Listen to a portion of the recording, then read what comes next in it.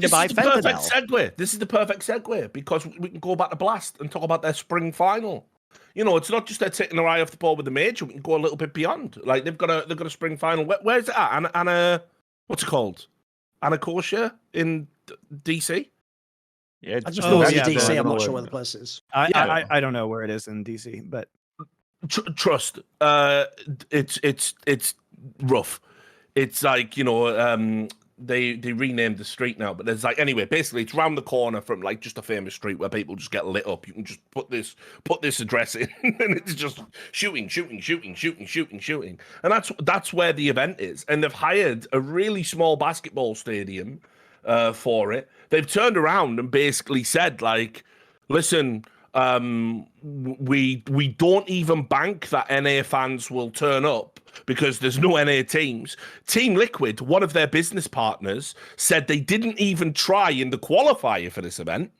And then they failed in the last chance qualifier for this event. Great business partners there. Would love working with Team Liquid if that was me. And Blast are like, we really need an NA team in our NA final that we've pre-booked. And Team Liquid publicly state we didn't even try to qualify. Thanks, lads. Cheers. Anyway, the venue hosts like... Same people, by the way, who complain about having to come to Europe all the time to play Counter-Strike. You cannot... You don't know the level of clownery in the fucking industry of esports, guys. No, it's mental, isn't it? It is unreal, isn't it? So anyway, basically, so not only are they have they cut a corner with the venue itself, it's in a, you know, listen, it's DC, say no more, but it's one of the worst parts of DC, say no more. So, you know, at the end of the day, they're doing it there, and it's a small venue, and the tickets sold out in 24 hours even. They were gone. I want to say 24 hours, gone in like 2, because the venue's so small, and they didn't account for fans maybe wanting to go to the event. Now, as I said, there's a lot of people who, in their minds, because CSGO is ending, a lot of people want to get to a CSGO event so they can say they went to at least one in their lifetime, right? Like, it's for the fans of Counter-Strike, it's a big deal. And so there's this added premium right now to being able to get to an event if it's in your local area. I don't understand how Blast can't have their finger on the pulse. They have been one of the most savvy and smart run businesses up until this point, but everything they are doing at the moment reeks of a lack of quality control, reeks of a lack of concern, and you've just become another esports company that just wants to serve up a substandard product. Fuck the fans, fuck your partners, fuck the sponsors, fuck everyone in the entire business. We just want to do this ancillary product thing over here and do this and do that. We want to be a tech company, not an esports company. It's fucking sad. There's a few things here. One of them is that DC, the city government of DC, has actually been pushing for esports events to be there. So I think that probably is playing into it. Secondly, I looked up. Paris, I looked at that. I looked at the arena, and I think the arena itself looks fine. It looks like it has a capacity of about 4,000 people or so.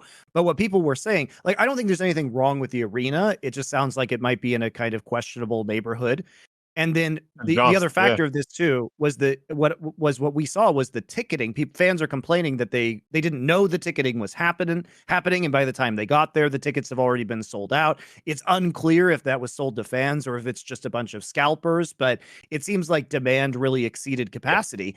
And it's not that there's a shortage of stadiums or event locations, but it wouldn't surprise me if this was done in conjunction with the DC city government, because they have been across many esports making a push to get more of these kind of events into the DC area. Well, yeah. Did you see the report, actually? Which neighborhood was it? Which area was it? There was some, again, like city council had come out and said the esports event we ran here actually had a tangible positive impact on our economy. Yeah. But I can't remember who the fuck it was. Columbia's coming in my brain. Look, I mean, it does drive significant revenue. I know there was an event recently that was announced in Thorin's coming back, guys. I'm back. Yeah, there was an event that was released in or it was the DreamHack San Diego was announced that it had done like $7 million of benefit to the local economy of San Diego, which is great. Now that's a little bit different because that's more of a hybrid esports event / people go there to play games, obviously, and chill out with their friends for the weekend. Think of all the free crack pipes they could buy with that. So yeah, I mean, look, I think like this was DreamHack's different because it attracts a lot of people who stay there and stay in hotels and eat at restaurants for an entire, like, multiple days at a time. So it's going to generate more local revenue. But we've seen people fly from all over the country, and fans are not shy about wanting to go to a location for a big final.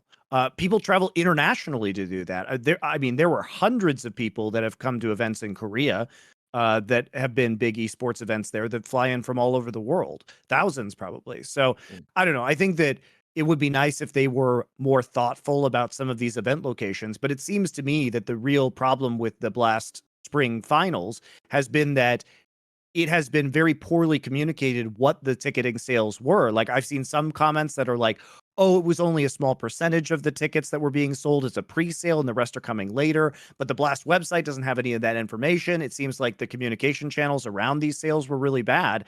And so the whole thing from a sales perspective just seems to have been massively bungled, and people still don't have any information about this. Yeah, and that's the other thing Blast are getting notoriously into at the moment now as well.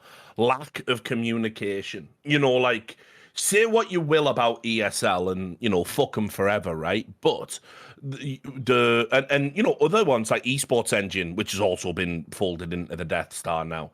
Every time there is the community need to know something, they are there communicating it. And they communicate it where the community congregates, which is crucial. They don't just put like a statement on their website and expect you to find it. Has like 3 views a day. Yeah, exactly. They send a representative onto forums, they tweet, they get players to disseminate the information. You know, you always know where you stand. And I think Blast have fallen into this pitfall right now. Again, I imagine due to being overstretched as they try and desperately survive in the face of an opponent they cannot topple. They just simply must not lose to. I mean, we know that Blast is very taxed right now in terms of their resources, because even though they've been getting bigger, I mean, think about all the stuff that they've taken on this year. They keep taking on more and more events. They recently absorbed the entire Rainbow Six circuit, basically. Like, they are literally, like, right now having the Copenhagen major in Rainbow Six while they're attempting to run these RMRs and prepare for this event. Yeah, like, that is crazy for them to try and do, and there is going to be a cost associated with that in terms of production on all. You know, everything's going to suffer, but they feel like they have to do this in order to survive. Yeah, but what I hate about that is, like, and this is another pitfall all esports entities eventually fall into. It's that they always, and I mean almost always, bite the hand that fucking feeds them, you know? And it's like Blast is where they are and who they are because, you know, when they first came into the scene and they were the upstarts, they ran a terrible first tournament, by the way. They ran a terrible tournament where they were trying to do this, like, conceptual, like, 3 games at once on a rotating stage, loads of tech problems. Format was absolute garbage. They had to cancel the entire first day, which has only happened a handful of times. There's another detail that should be told in light of what they've done with talent hires after that event.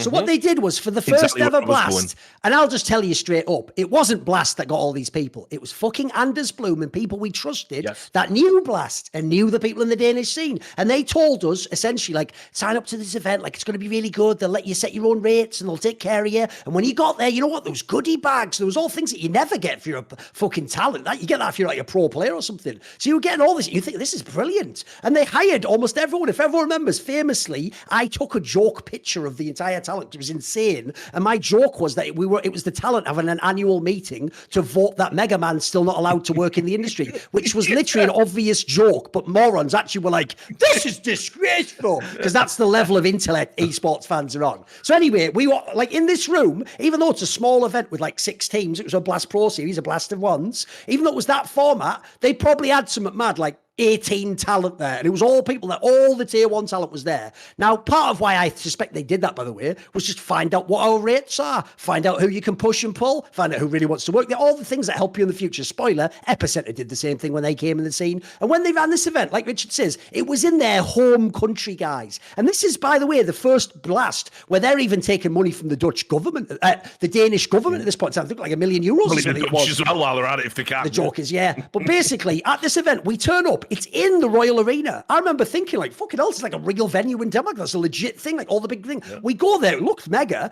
And on day 1, they come and they tell us as talent, get ready, you're going to do a couple of games.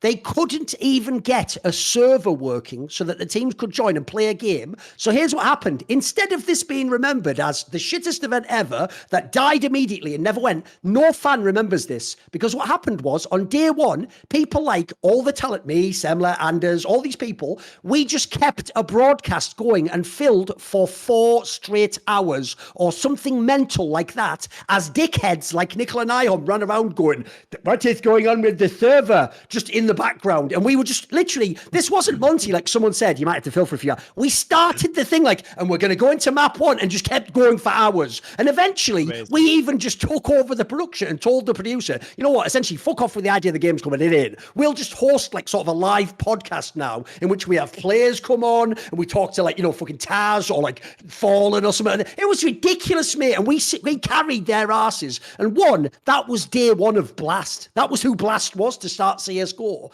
And then after that, spoiler, they had a shitty relationship with at least half of that talent and fucked a load of them over, even though some of them, by the way, were the biggest talent in the world. And as I said, that also sours me to the fact that when they finally get a major, they then use petty politics to fuck the kind of people who actually saved their ass and pulled them out the fire. Yep. That's exactly where I was going with it, yeah. What pissed me off the most is the fact that not they were cutting costs with these RMRs and shit. It's just the people they sent were super incompetent. Like, that's the fucked up part. If you send like a competent guy, you have like a limited amount of people that is going to go to these RMRs that you have to like scramble around. Send somebody who knows what is he doing. He can rile up the people, determine who needs to do what, delegate all the jobs and make sure that the config is there, make sure the fucking internet is off, make sure the headsets are on. Like somebody who's going to be on top of it. That's the guy you're going to pay a little bit more, but it's going to be a limited amount of people that's going to be there, but the event is going to be done by the industry standards. Right now, you send a bunch of fools, bunch of clowns there to just run the event and ruin the whole thing for the players, for the fans, for the talent, for everyone. You remember that the talent on RMRs, they did the interviews, they did the tricasts, they did the mid-game, analysis, pre-game, post-game, everything. And they were paid for one job, not for 3, not for 2, but for 1. That's 1 daily rate. And those people accepted to do that simply because, they can't say fucking no. And that's, again, we are coming back to the same thing. But the thing is, like, when it comes to the players hate Blast. I'll tell you this. I spoke to multiple players, not a single double-digit players from different teams. Not a single person said, oh, yeah, I'm enjoying Blast. It's so good. 90% of them said it's a waste of fucking time. I like going there. I don't like playing so many maps. I don't like that format. I don't like anything that's going on, and I fucking hate it. It's a waste of time. That's like word for fucking word right there. The second thing, when it comes to Blast and their format and their partnership shit, they have 12 teams in their partnership, cycle, circle, whatever the fuck is it. And they play each other. They don't have let's say ESL, right? They have the Pro League, they have their partnership teams, and they have the teams that come from the national championships, teams for world ranking, teams from here and there, right? What does Blast have? Have 12 teams, and they play 65 games in 7, upper, lower bracket bullshit, format. And then they have this showdown where somebody can maybe qualify from some region. They and essentially maybe make it one spot into the finals. Yeah, one basically. spot. Like he says there, if you're a partner team like an Evil Geniuses, just a bad team that isn't good, you're guaranteed loads of games. And like Kassad says, there's about 1 million ways to still qualify for the finals. But if you're literally, and this used to happen when it was Heroic and Gambit in 2021, everyone remember, if you're the best team in the world, you have to win the most insane fucking parlay run of all time, where you win through a qualifier into the showdown. So you might have to win, no joke, 10 best of 3s in a row, back back to back to back to back to get that one spot to replace an EG at the event. Then they just get to start with the boost. And spoiler, this is why this sucks as well, because shit like that, just getting into that group boosts you in the HLTV rankings. It means if you're the Gambit, like I said in the past, you're shit out of luck, even though you're the #1 team in the world. Meanwhile, if you're the people who are in Blast but a bad team, you're just sort of like automatically, that's why when people at the GamerDoc, by the way, brag about their world ranking, it's like, motherfucker, how did you get to like 100 plus world ranking when you automatically qualify for the tournament, you cretin? That's almost like impressively bad. Yeah, go on then. Yeah, no, I was just going to add. I was just going to add. I mean, it's one of the things that, like, again, I wish fans could kind of like look at a big picture and understand that, you know, unfortunately, the way Blast has operated, and I understand it's necessary to their survival, but the way Blast has operated is essentially been destructive to the fabric of CSGO as a great competitive esport, and it is a huge contributing factor to why the scene sucks right now, why the teams aren't playing well right now. Like what Kassad is saying about players not enjoying Blast, I've heard the same shit, man. I've heard it from coaches as well. I've talked to frustrated coaches who say it's making them soft, but like the teams, you know, because they're playing each other in these low stakes games, so they don't even practice because it's like it's just an event they have to get through. But think about this: you have Blast essentially came in, mimicked what ESL did, but actually without even the ramps to get into Blast. As Duncan said, it's an insane gauntlet to even have a chance, right? But what they did is they sold their franchise slots. Just because you didn't change your name or you don't own a brand, they are franchise slots, essentially. You bought your way into the league on the grounds that you will get a minimum of X amount of airtime for your sponsors. Your players become walking billboards at that point. It's not high-level Counter-Strike, but then the other issue you've got is, as Duncan says, with the world ranking being so important for things like invites, for getting sponsors, when you artificially pump up teams into that ranking at the expense of other teams, like for example, like Monte, the Kings of tier 2 from Ukraine, who played 144 maps like in like the last like whatever the fuck it was month, right? Like they are grinding, they are beating tier 1 teams. They will never have an opportunity to play in these circuits because they can't afford 3 million to buy their way in, 5 million for the Louvre agreement or whatever it was. And so 4, sorry. So more. I said more. Oh, more. Okay, right. So it is unbelievably destructive to the fabric of the scene. What Blast is emulating right now, and I get why they're doing it. It's how they're going to survive.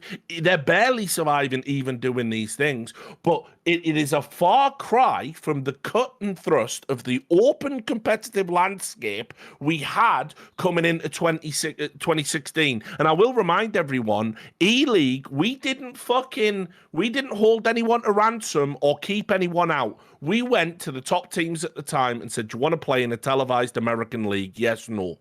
And we'll make a product around it. That's what we did. You said like you understand them. They do it because they want to survive. I say fuck them. Let them die. Like that's the Serbian in you again, Kassad. the thing is like remember, by the way, to be fair, those fans did say that Janko was like Ivan Drago. He almost did the Ivan Drago. They was like, if he dies, he dies. He dies. That's amazing. He was weak. The thing is like, what do they have to like? We talked about all this bullshit they're doing and they did in the past. What do they have to show for it? Dude, I talked to you about this, Duncan, and saying like, what do they have to show? Is there a signature event that Blast does? Do they have their own IEM Katowice, Cologne, like Star Leatherhead, like Star Leatherhead back in Kiev? What do they have? Yeah. Banana cups and the glorified country club cups. That rich people pay to play.